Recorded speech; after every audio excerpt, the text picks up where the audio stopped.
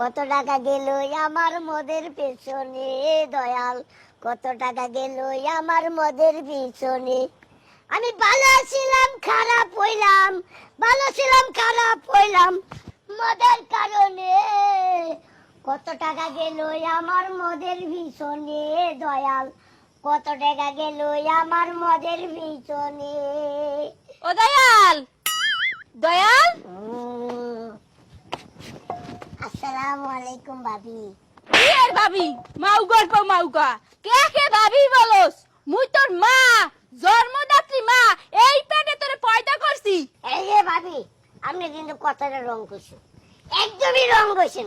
কারণ ভাবি কোনোদিন একটা দেবরে পয়দা করতে পারে না, গর্বে নিতে পারে